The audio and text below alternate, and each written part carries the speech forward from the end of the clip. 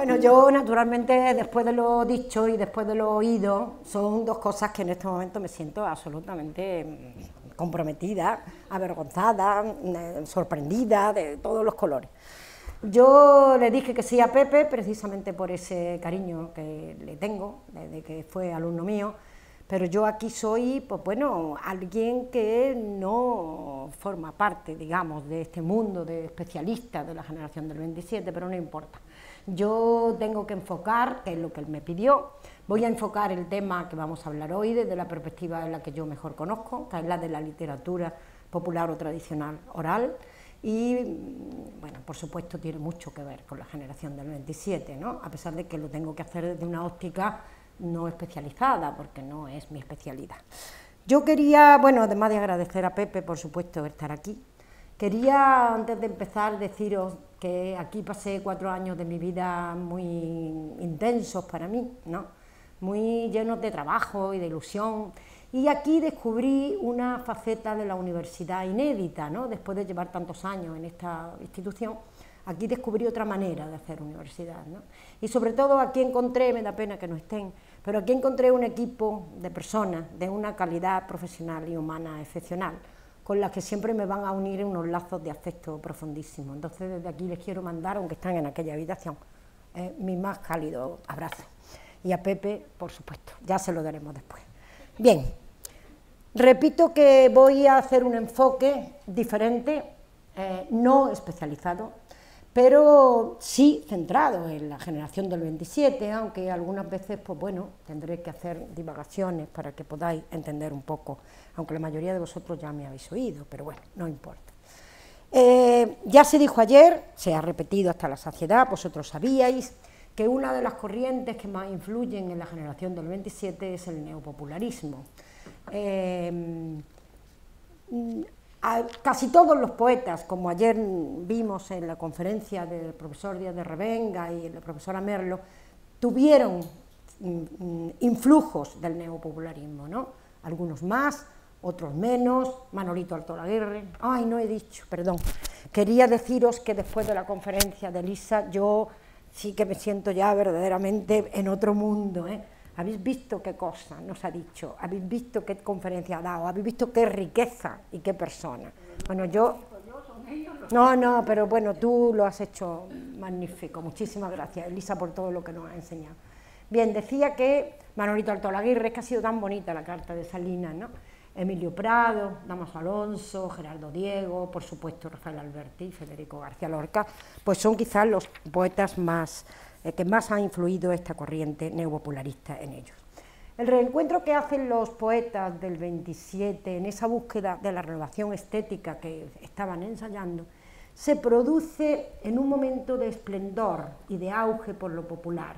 En los años 20 hay una corriente verdaderamente entusiasta por todo lo que significa la literatura popular, que sin duda empezó con una conferencia, la conferencia que en 1919 da Ramón Menéndez Pidal en el Ateneo de Madrid, la primitiva poesía lírica española, donde Pidal reconstruye textos medievales perdidos, muy antiguos, solamente basándose en canciones populares documentadas por escrito en los siglos XVI y XVII.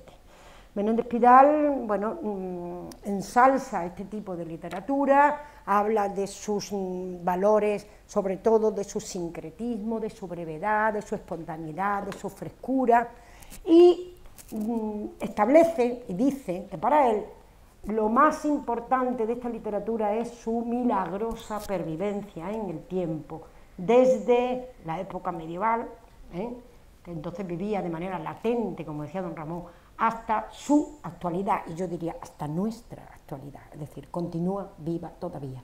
Para don Ramón, esta pervivencia milagrosa de esta literatura, de esta lírica y de este romancero populares a través de los siglos, es una de las notas características de la cultura hispánica.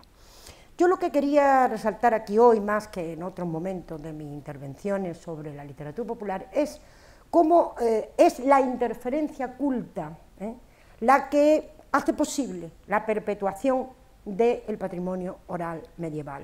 Fueron las élites intelectuales de la época, del siglo XVI, las que pusieron de moda esta literatura popular perdida, porque volvieron sus ojos hacia ella y la pasaron por escrito. Es muy importante siempre la ósmosis que se va a dar entre lo culto y lo popular. Sabéis pues la cantidad de ideas que sobre esta literatura vertieron el Marqués de Santillana, Cervantes, Quevedo. Hubo incluso recolectores en el siglo XVI del material tradicional, como a su manera lo fue Correas, desde el punto de vista paremiológico, para hacer el vocabulario de refranes, o los editores de los cancioneros y los romanceros de la época, Martín Nucio, Nájera, etcétera. Todos ellos, en cierto modo, son recolectores, es decir, sacan los textos que publican de la tradición oral. Este esplendor de la literatura oral en los siglos de oro, porque continúa en el siglo XVII, va a ser muy intenso, es decir, son los siglos de mayor esplendor de lo popular en la literatura española. El pueblo canta estos textos, los estudiosos los editan, los poetas más importantes del momento los componen, los glosan, los recogen, los reyes hablaban en romances, los conquistadores americanos utilizaban versos de romances para referirse a las vivencias que vivieron en el Nuevo Mundo, una época de esplendor de la literatura popular indiscutible. Pero a finales del 600, a finales del siglo XVII, bueno, pues la literatura popular, yo pienso que de tanto cantada se agota. Entonces se va a establecer un divorcio entre la poesía culta, dedicada a las minorías, y esta poesía que se va a considerar ahora vulgar, propia del pueblo, que las élites cultas rechazan. Entonces, esta literatura popular se extraña de la letra, sale de los círculos escritos y se refugia en la memoria popular.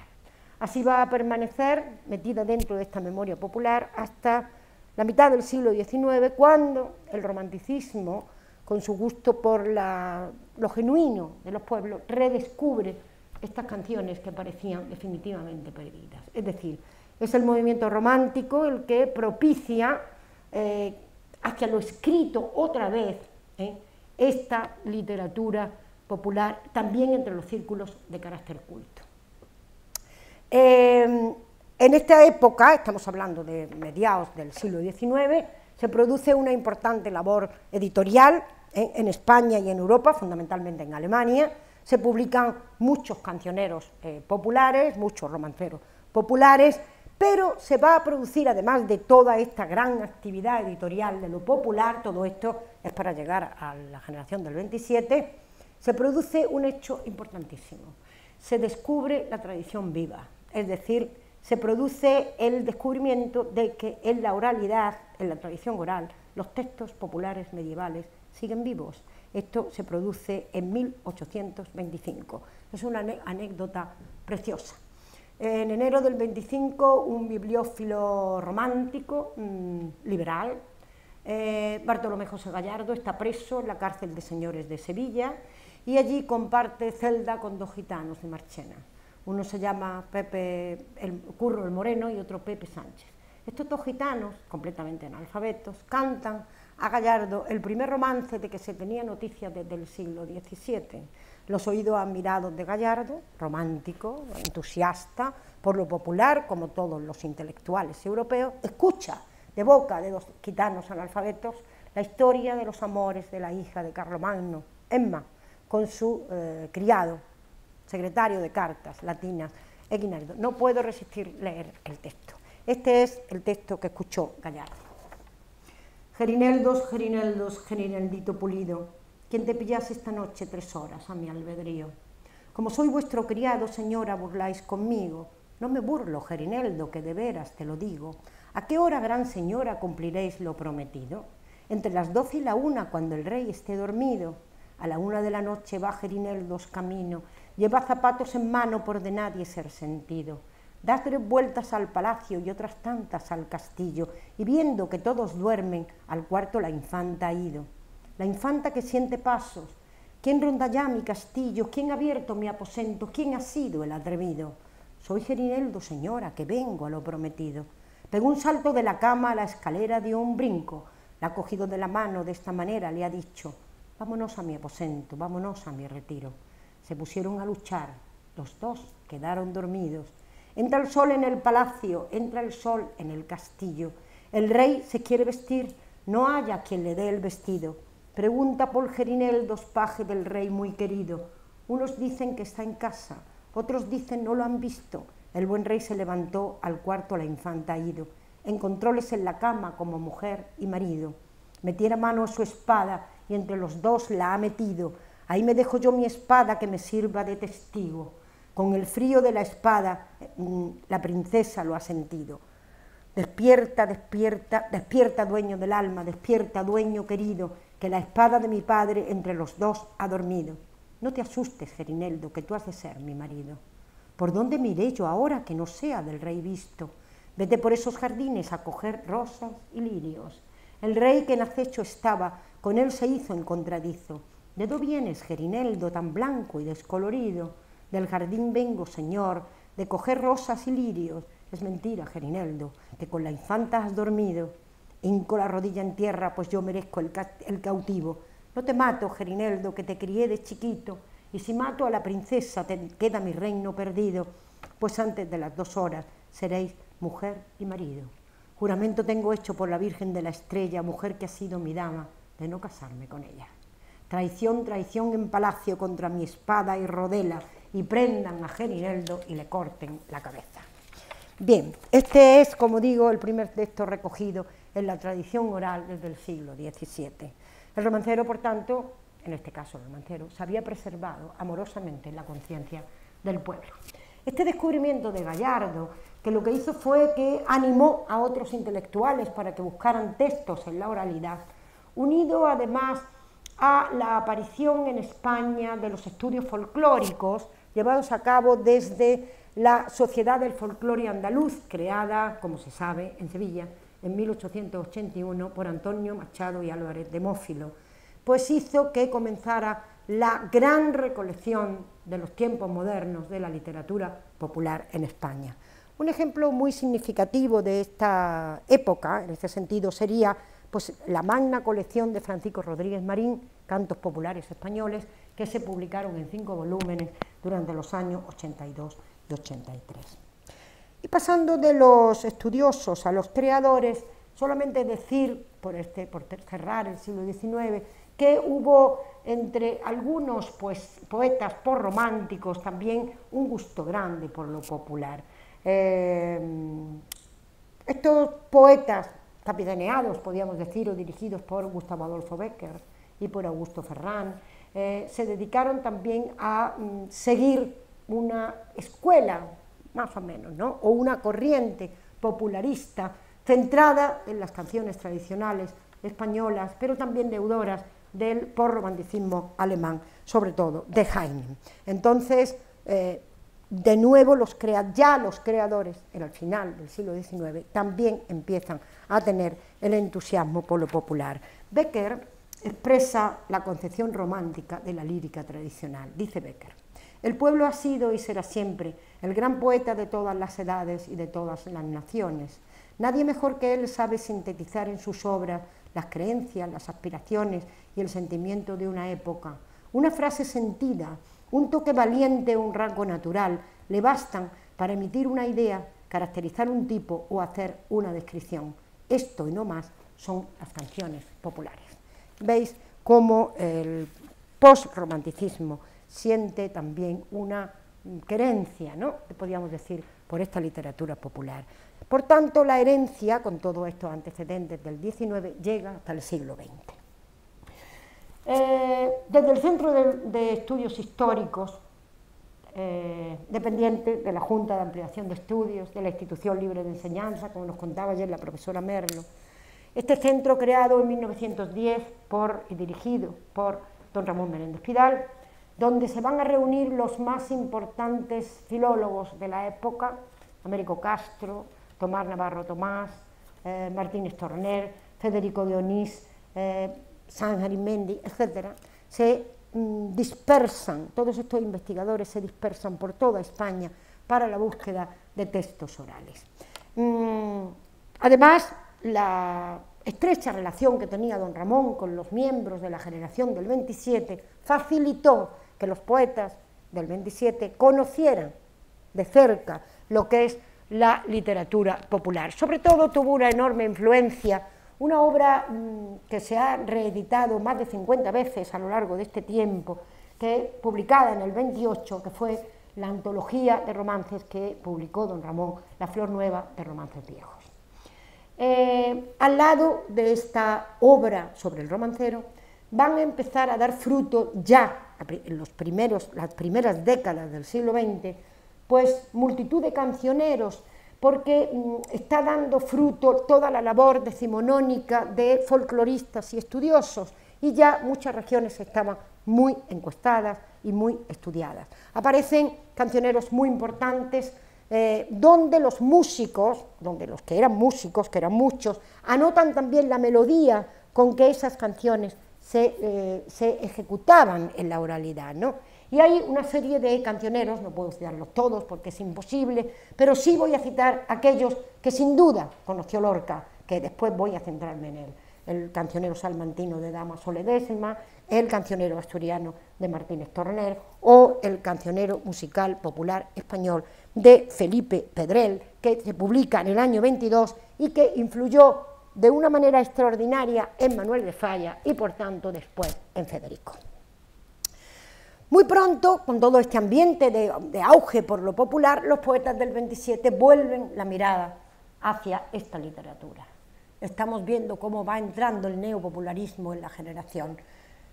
En el primer momento, como nos ha explicado Elisa, su mentor sigue la estela de Juan Ramón Jiménez, ¿no? Por ejemplo, así se expresa, por ejemplo, Dámaso Alonso. El valor vivo, la capacidad de mover al hombre del siglo XX que tiene esa lírica de tipo tradicional es enorme. Esa poesía blanca, breve, ligera, que toca como un ala y se aleja dejándonos estremecidos. Para mí, el conjunto del romancero y el cancionero de tipo tradicional representa tanta belleza, tanta emoción humana como todo el conjunto de la gran poesía del siglo de oro.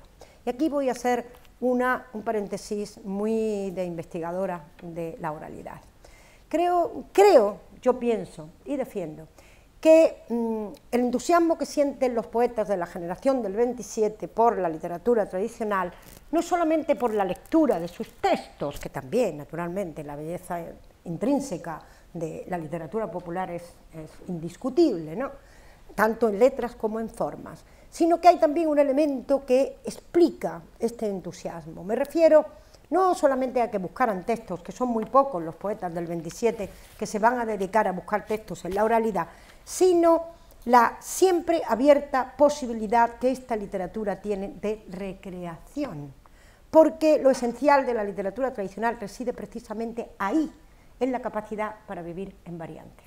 Es decir, no podemos olvidar nunca que todo producto tradicional es obra de un autor culto, ¿vale?, y que es en la transmisión donde esa literatura culta se convierte, o primero en popular, cuando todavía se tiene conciencia de que la ha escrito otro autor y por tanto se repite de una manera mimética, y después se pasa a tradicional, donde el pueblo, los usuarios, los cantores, perdida la conciencia de autoría ajena, la cambian, la modifican, la recrean, para adaptarla a sus gustos, a sus ideas, a su presente. Es decir, esa capacidad enorme de recreación que tiene la literatura popular explica, por ejemplo, cómo se recreó en los poetas cultos del siglo de oro, ¿vale?, y cómo, por tanto, está abierta también a la recreación posible que puedan hacer de ella los poetas de la generación del 27. A esta capacidad, a esta apertura de la lírica y del romancero tradicional se refería Menéndez Pidal en el prólogo de La Flor Nueva. Dice Menéndez Pidal: la tradición, como todo lo que vive, se transforma de continuo, vivir es variar. Hoy la tradición está decaída porque solo vive entre los rústicos, pero ¿acaso no podrá revivir también en un ambiente de cultura? Por lo menos ha revivido en mi ánimo y en él se ha producido variantes que juzgo de la misma naturaleza que aquellas con que Timoneda refundía los romances que publicaba. Es decir, el propio Menéndez Pidal es el que está dando la venia por decirlo de alguna manera, que es el maestro, para que estos textos puedan ser recreados desde una perspectiva de carácter culto. Esta capacidad de recreación de la poesía popular pienso que es una de las razones importantes, aparte de la lectura de los textos, de su belleza, etcétera, para que la corriente neopopularista triunfe en la generación del 27. Y para intentar ver cómo se manifiesta este neopopularismo en la generación del 27, me voy a centrar en el poeta más influenciado por esta corriente. Podía haber escogido a Alberti, pero bueno, elegí a Lorca porque tiene una faceta que me interesa mucho. Hablando de Federico García Lorca, no hay que insistir en lo que todo el mundo sabe. Es decir, Federico conoció perfectamente la tradición popular de su época. Conoció el romancero, el cancionero, los cuentos. Lo demuestra perfectamente en su obra.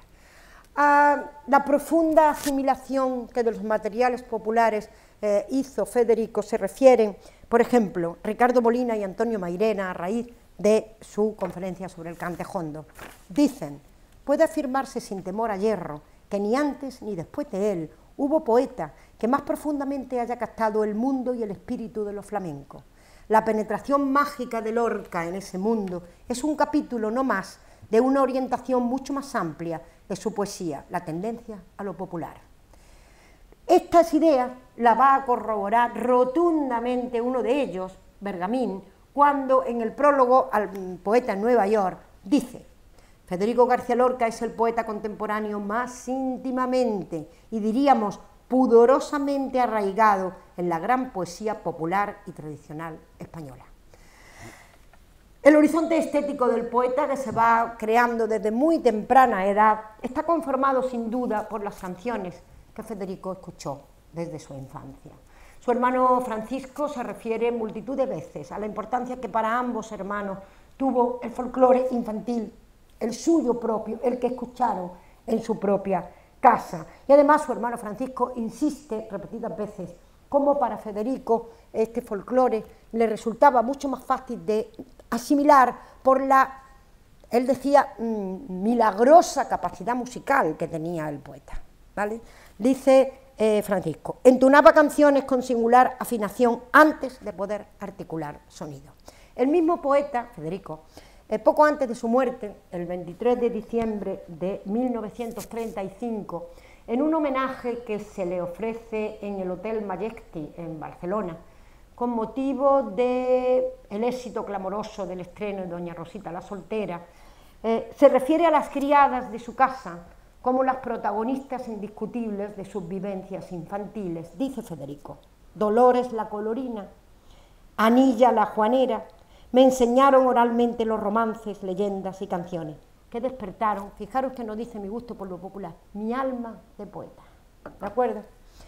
Pasada la infancia y la adolescencia, Federico sigue manifestando este interés por lo popular, con lo cual se corroboran esos antecedentes infantiles. Y ahora es una de las razones por las que escogí a Federico frente a Alberti, que podía haber hecho uno de los dos, y es que Federico a partir por lo menos de 1920 se convierte en recolector de textos populares. Dice en una conferencia que dio en Buenos Aires en el año 33, dice Federico, durante 10 años he penetrado en el folclore, pero con sentido de poeta, no solo de estudioso. Parece que esta faceta de Federico se despierta, y esto tengo que contarlo, en un encuentro fundamental. En el año 1920, don Ramón Menéndez Pidal decide trasladar la matrícula de su hija Jimena de la Universidad Central de Madrid a la de Granada, por una razón que todos los universitarios, sobre todo los docentes, entendemos. Don Ramón Menéndez Pidal había formado parte de un tribunal de un profesor de la Universidad Central de latín, profesor de Jimena, que suspendieron. Entonces, don Ramón, temiendo que el profesor tomara represalias contra su hija, traslada la matrícula a Granada. Entonces, llegados a Granada, el rector de la Universidad Granadina, Fernando de los Ríos, pues le presenta a un alumno de la Facultad de Filosofía y Letras y de Derecho para que le enseñe la ciudad. Este joven era Federico García Lorca, tenía apenas 22 años, que, bueno, con ese encanto personal que tenía el poeta, y con esa facilidad y con esa amabilidad, pues le enseñó a don Ramón y a Jimena todos los encantos de Granada. Lo que Federico no sabía es que posiblemente aquel encuentro iba a marcar una parte importante de su vida. Don Ramón, como siempre que iba de viaje, aprovecha para buscar romances. Entonces, él, acompañado de Federico, pues le dice que los lleve a los sitios donde está la gente más iletrada. Ramón Menéndez Pidal lo cuenta. Una rápida visita por los barrios populares me puso en relación con gitanos granadinos de la clase pobre que sabía mucho romance. La falta de tiempo fue salvada con la oferta de recogerlos que nos hizo el joven Federico, que se mostró interesadísimo en aquella para él tan extraña tarea recolectiva de la tradición, llegando a ofrecerme recoger él y enviarme más tarde romances. El romancero le reveló un escondido aspecto de Granada desconocido de los granadinos. Y así fue, con esta compañía que hizo al maestro, como Federico se convierte en recolector de romances. Y así es como en una de las encuestas salta de pronto de la boca de un gitano el tema de Altas Mares, el tema de Tamar. El entusiasmo de Federico en aquella entrevista se plasma años más tarde en el mágico, magistral poema que cierra el romancero gitano, el romance de Tamar y Annón, que él escuchó de boca de un totalmente estilizado, personal, no tiene nada que ver, pero allí es donde lo descubre. Naturalmente la promesa que le hizo a Menéndez Pidal no la cumplió. Menéndez Pidal dice, la juventud y la poesía le hicieron olvidadizo de aquella oferta que me hizo de mandarme más textos. Pero lo que es evidente es que conoce de mano del maestro la literatura oral, con él adquiere conciencia de su existencia y de don Ramón nada menos, aprende las técnicas de la recolección oral de sus portadores naturales. Naturalmente, este descubrimiento de la oralidad que Federico hace con don Ramón le hizo recordar las canciones infantiles de su infancia. Y yo estoy segura que fue allí donde decidió dedicarse él también a la búsqueda de textos orales. En la famosa conferencia que dio en 1928 sobre las nanas españolas, Federico se refiere de una manera explícita a esta labor recolectora que le apasionaba y a la que dedicó tanto tiempo. Dice Federico: en todos los paseos que yo he dado por España, un poco cansado de catedrales, de piedras muertas, de paisajes con alma, me puse a buscar los elementos vivos, perdurables, donde no se hiela el minuto, que viven un tembloroso presente. Entre los infinitos que existen, yo he seguido dos, las canciones y los dulces. Me encanta lo de los dulces. En 1931, Federico, siguiendo esta labor de recolector, sabéis que armoniza una docena de textos para Encarnación López, la argentinita, que los graba acompañada al piano por el propio Federico. El disco son una breve muestra de textos recogidos por el mismo Lorca y que a él, pues naturalmente, le gustarían especialmente, ¿no? Los mozos de Monleón, Anda Jaleo, yo qué sé, un montón de textos, Don Bueso, La Tarara, Los Peregrinitos, El Café de Chinita. Es decir, Federico nunca llegó a publicar estos textos, ni tampoco pasó la música a un pentagrama, porque él tocaba de memoria, pero desde luego es indiscutible que es una prueba más de esta faceta de recolector de la literatura oral de Federico. Es decir, para comprender bien cómo se manifiesta lo tradicional o lo popular en la obra de Federico García Lorca, no podemos olvidar que Federico bebe directamente de la oralidad.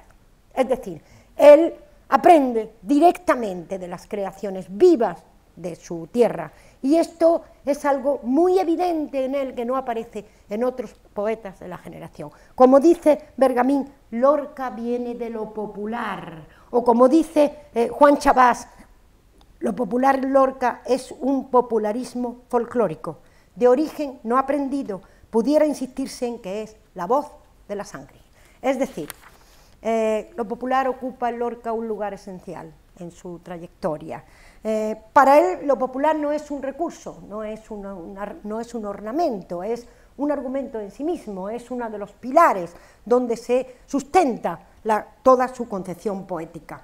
No le interesa de lo popular lo que pueda tener de costumbrista. A Lorca lo que le interesa es la decantación artística que la tradición va creando en las formas de lo popular.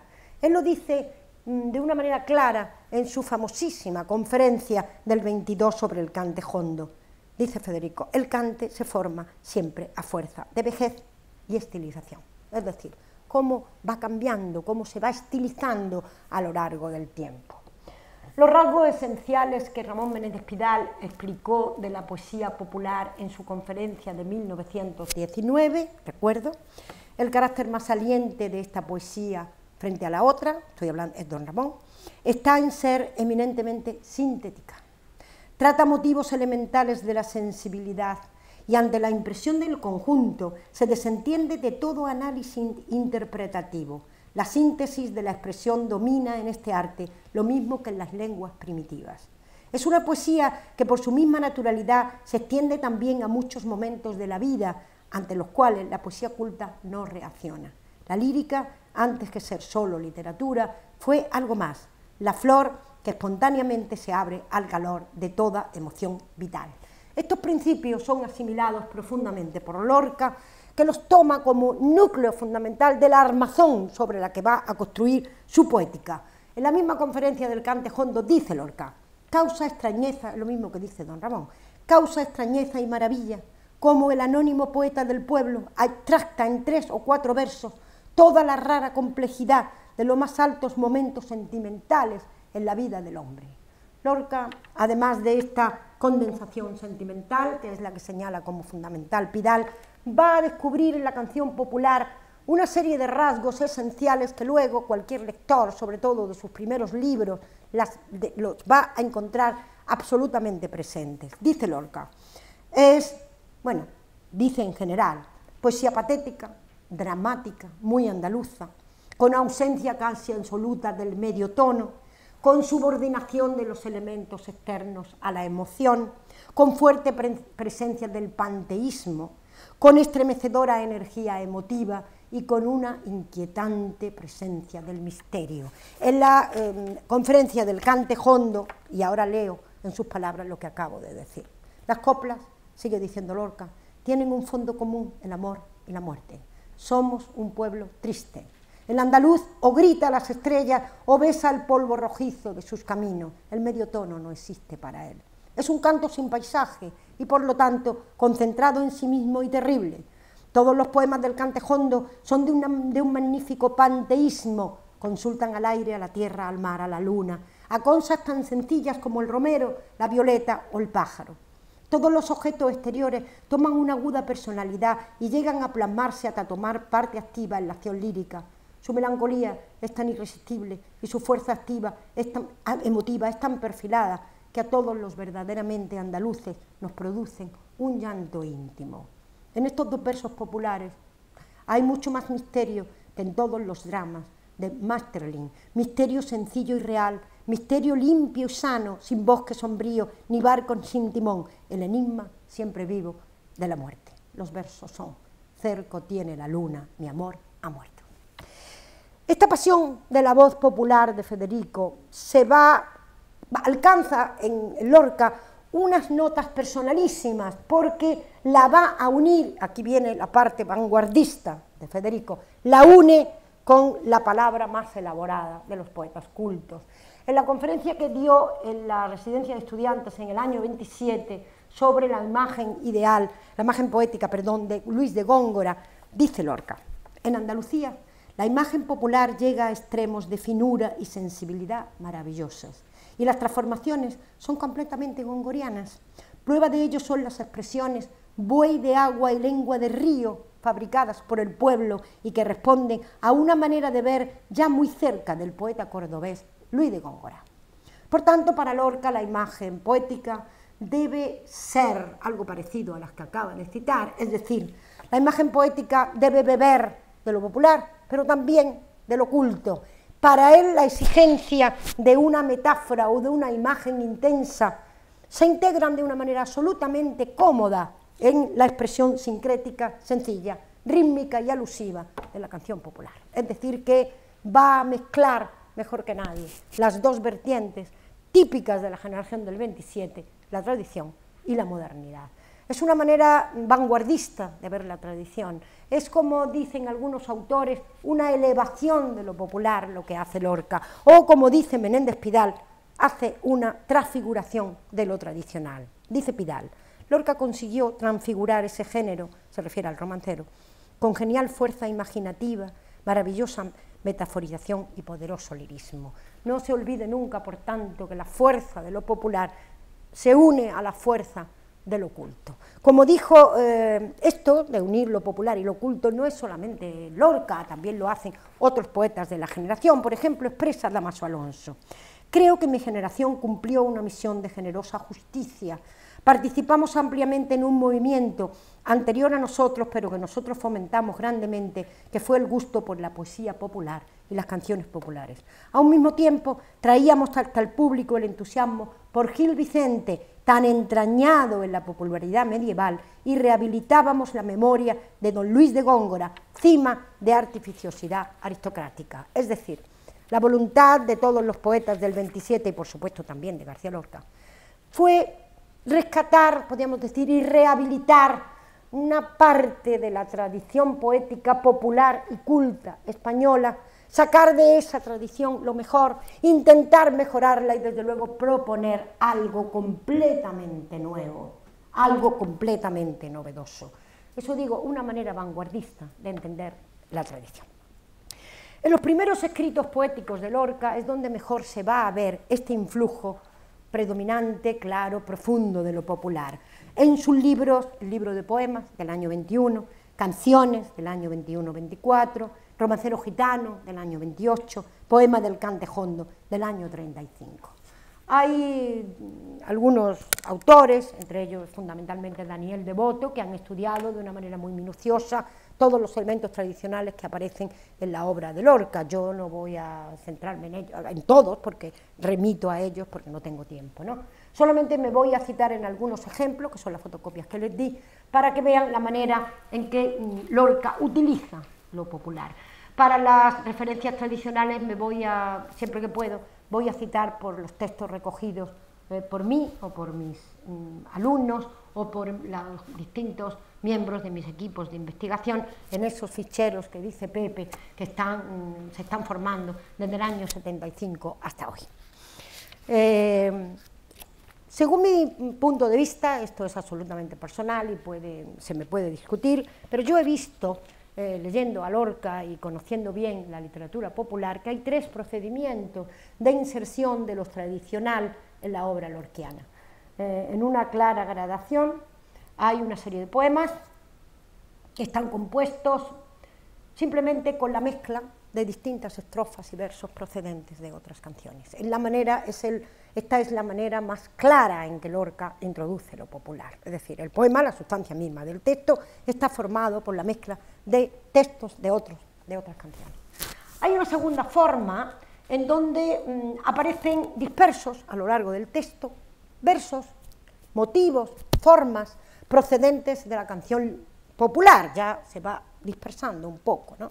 Y en tercer lugar hay textos en donde no aparecen versos y no aparecen formas, pero sí aparecen motivos, es decir, no es una aparición explícita, sino, como diría Siebenmann, desde dentro, es decir, es una manera alusiva de meter a lo popular, pero que el poema tiene un aire popular inconfundible, de menos a más.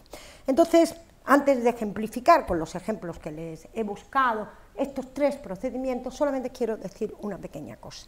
Es curioso observar cómo la mayoría de los textos tradicionales que aparecen, ¿voy bien de tiempo? La mayoría de los textos tradicionales que Lorca introduce en su obra proceden del cancionero tradicional infantil. Llevas, lo apunté aquí, 40 minutos. Bueno, me falta un poquito. Bueno, aguantadme, porque quiero decir que pertenecen al cancionero tradicional infantil. Y es curioso, es decir, la infancia para Lorca es un momento muy importante. Su gran amigo Jorge Guillén dijo que la hondura de infancia vivida por Federico nunca dejará de estar presente en la más íntima raíz de su poesía, porque en él, dice Guillén, lo primordial no es la niñez como tema, sino como actitud. Su hermano Francisco, de una forma muy certera, dice: Federico ha dejado escrito el recuerdo de sus juegos infantiles. No trata de imitar al niño, sino de sustituirse poéticamente en el alma del niño. Y el propio Federico, en una entrevista que se le hace en el año 33, afirma: yo sueño ahora lo que viví en mi niñez.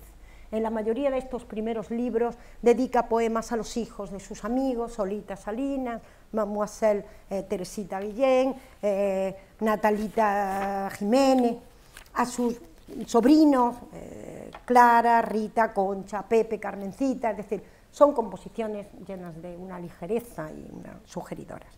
Entonces, quiero decir, solamente quería llamar la atención que el mundo de la literatura tradicional infantil es muy importante a la hora de configurar la poética de Lorca. Y sin más dilaciones, paso ya a ejemplificar estas tres formas que he considerado de inclusión de lo tradicional en su obra. La primera de ellas, la más evidente, es decir, el poema está compuesto por trozos de textos procedentes de otro. Lo he ejemplificado con un poema del libro Canciones, titulado Cancioncilla Sevillana, dedicado a Solita Salinas, que dice: amanecía en el naranjel, abejitas de oro buscaban la miel. ¿Dónde estará la miel?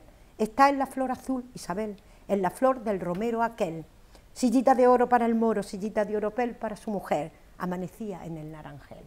La palabra naranjel es totalmente tradicional y es una palabra tan extraña que desconcertaba, por ejemplo, a Rodríguez Marín, que significa naranjel. En las versiones gaditanas nuestras aparece también Naranjué, o aparece también el huerto de Naranjé, como si fuera un nombre. Es decir, es un término sacado indiscutiblemente de la tradición oral. En Cádiz, porque todos los ejemplos que pueda lo voy a hacer de Cádiz, aparece en el romance de la Virgen y el Ciego, que lo tienen a continuación, en donde el naranjé es el huerto donde el ciego guarda el huerto y le da a la Virgen una serie de naranjas para calmar la sed del niño, y la Virgen lo recompensa devolviéndole la vista. No lo voy a leer entero porque es muy largo, ya me estoy poniendo nervioso con la hora. Camina la Virgen pura de Egipto para Belén, como el camino es tan largo, pide el niño de beber. No pidas agua mi vida, no pidas agua mi bien, que los ríos van muy turbios y no se pueden beber. Allá arriba en aquel alto hay un viejo naranjel.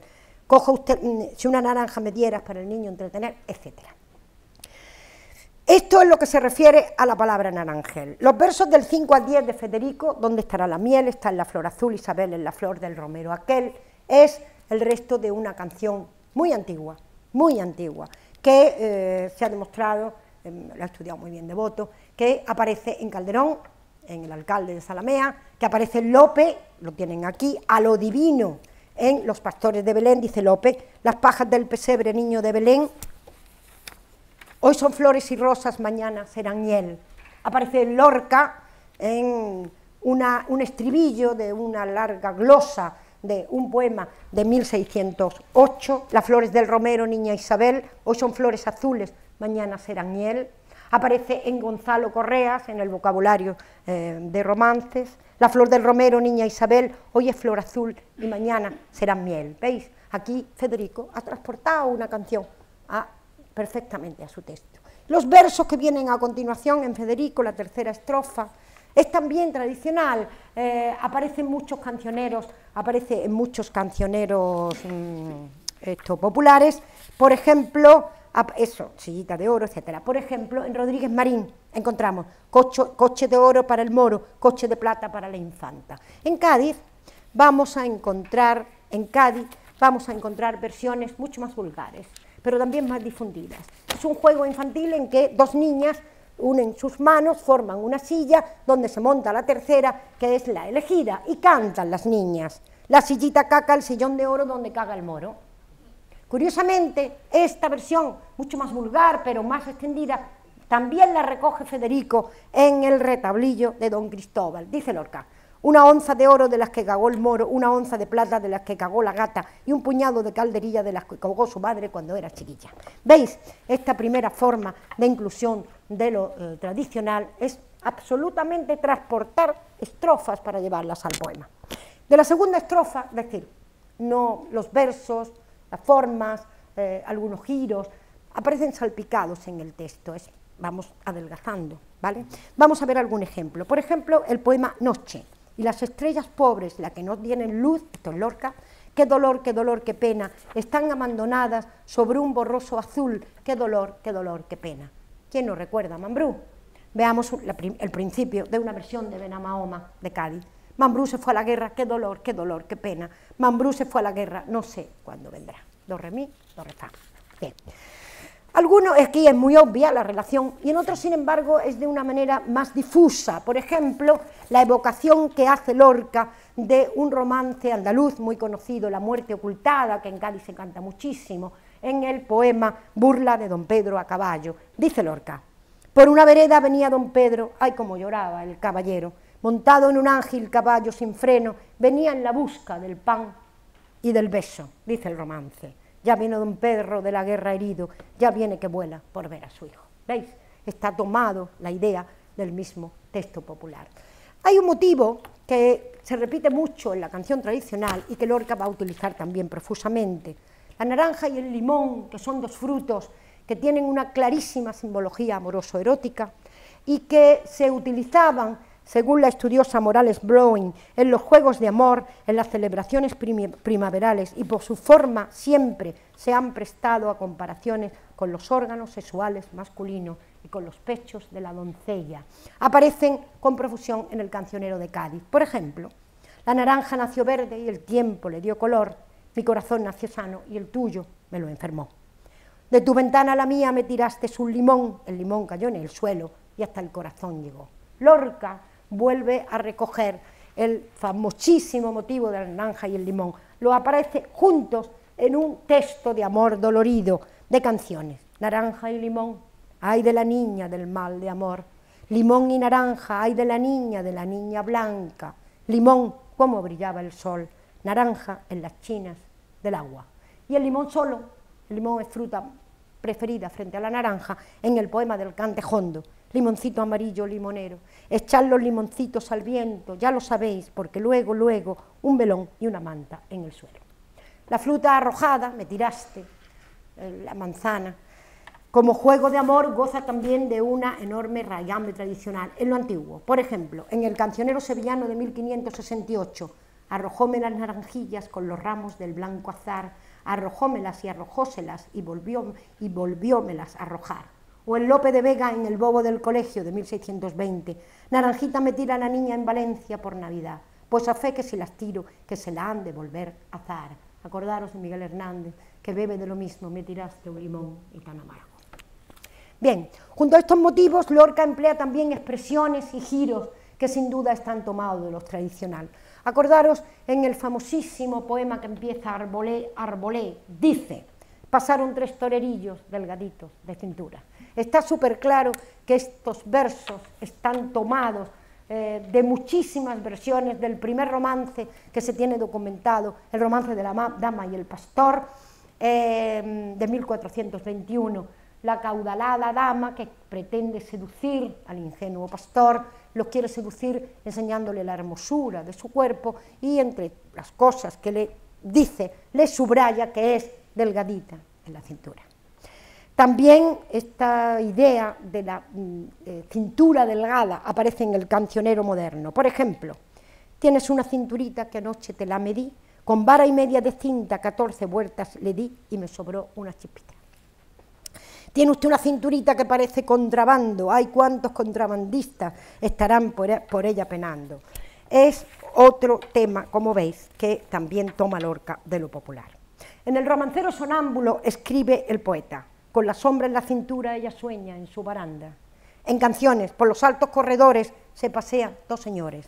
Y en Muerto de amor, que es aquello que reluce por los altos corredores. En Cádiz tenemos en el romancero tradicional: delgadina se pasea por los altos corredores, con el pelito tan largo que le arrastran los galones.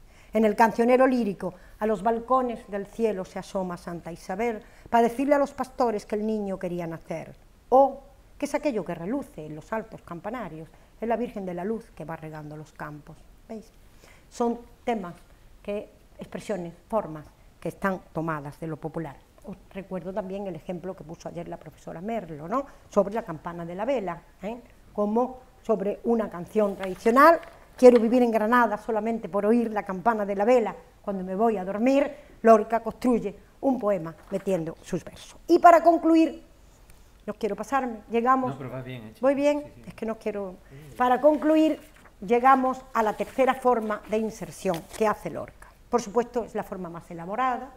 Aquí ya no hay versos de las canciones tradicionales. Aquí existen algunos motivos, algunas formas, pero no de una manera explícita, sino de esa manera alusiva, con que se va configurando eso que él quería hacer, de mejorar y de crear algo nuevo sobre lo preexistente. Por el tiempo me voy a dedicar solamente a dos ejemplos. El primero, al poema Memento, que está publicado en las viñetas flamencas del poema El Cantejondo, y en segundo lugar me referiré al romance de Preciosa y el aire del romancero gitano. Sobre Memento, dice el poema: cuando yo me muera, enterradme con mi guitarra bajo la arena. Cuando yo me muera, entre los naranjos y la hierba buena. Cuando yo me muera, enterradme, si queréis, en una veleta, cuando yo me muera. Poema de Lorca.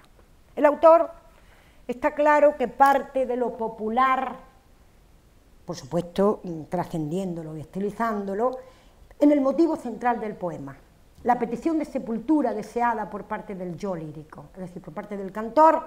El texto está pidiendo me entierren en algún lugar. En todo el romancero tradicional, y por supuesto en Cádiz, aparece esta idea de pedir donde se desea morir.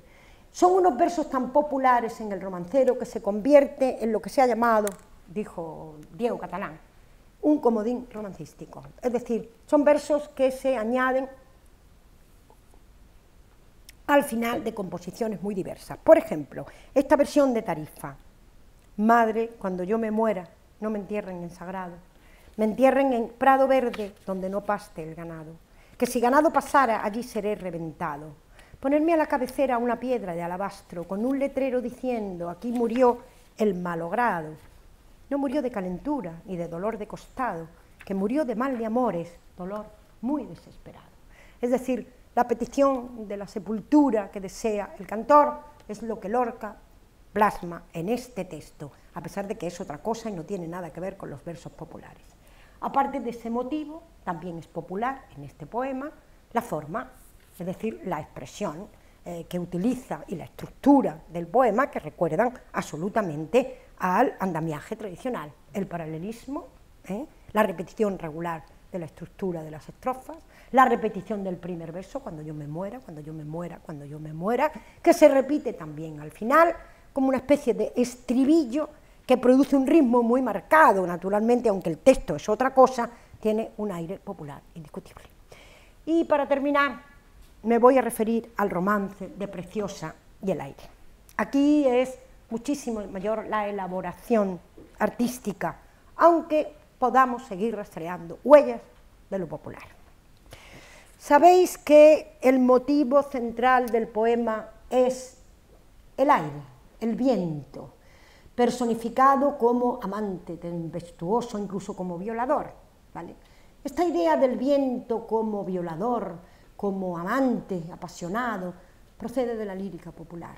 Es un tema, es un motivo de larguísima raigambre tradicional, sobre todo en los siglos de oro. Por ejemplo, veamos algunos textos de los siglos de oro. Uno de 1553 dice: levantóse un viento que de la mar salía y alzóme las faldas de la mi camisa.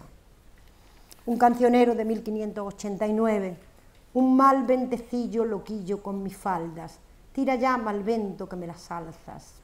Otro de 1580: por el río del amor, madre, que yo blanca me era blanca y quemóme el aire. Con el mismo sentido amoroso aparece también en la tradición moderna dos ejemplos. El primero de los cantos populares de Rodrigo Marín, el segundo recogido por nosotros en Tarifa en los años 80. Dice el de Rodríguez Marín: no vayas solita al campo cuando sopla el aire recio, porque las niñas son flores que hasta las deshoja el viento. El nuestro de Tarifa, que es muy conocido: eres como la veleta que está encima de la torre, viene un viento y viene otro y a todos les corresponde. A Lorca evidentemente le pareció siempre sorprendente, fascinante, ¿no?, esta metaforización perfecta del viento en la poesía popular. En la conferencia del Cantejondo se refiere al viento porque le llama poderosamente la atención, pero todavía no le da ese carácter erótico, sino que simplemente destaca su fuerza, dice Lorca. Pero lo que en los poemas del Cantejondo se acusa como admirable realidad poética es la extraña materialización del viento que han conseguido muchas coplas. El viento es personaje que sale en los últimos momentos sentimentales, aparece como un gigante preocupado de derribar estrellas y disparar nebulosas. Hay que esperar hasta el poema Arbolé para que aparezca el carácter sensual del viento. Está preparando Preciosa y el aire. Este carácter sensual está clarísimamente presente ya en el poema Arbolé. La niña del bello rostro está cogiendo aceituna, el viento galán de Torres la prende por la cintura. El profesor suizo Gustav Silbermann dice que estos versos de Arbolé se pueden considerar el ejemplo paradigmático del tercer grado de elevación de lo popular que hace Lorca, ¿no?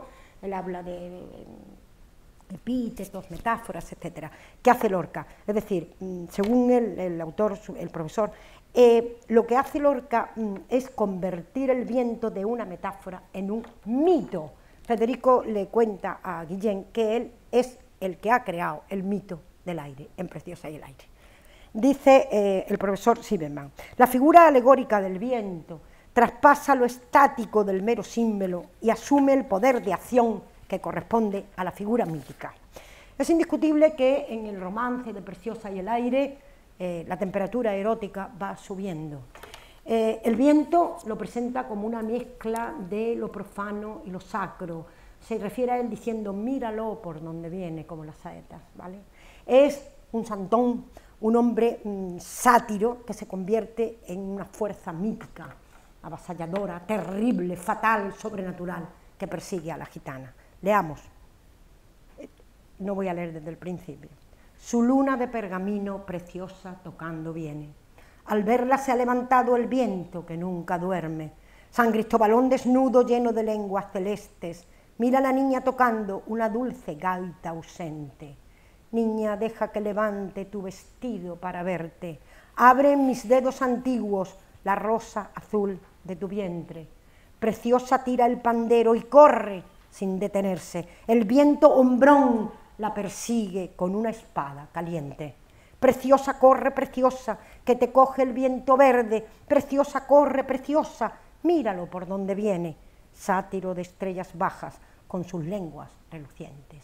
La niña, como sabéis, se mete en casa de los cónsules para librarse del viento y al final el poema, la niña a salvo, vuelve a descender de lo mítico a lo metafórico, produciendo una relajación en el desenlace, dice el final, y mientras cuenta, Preciosa, llorando su aventura a aquella gente, en las tejas de pizarra el viento furioso muerde.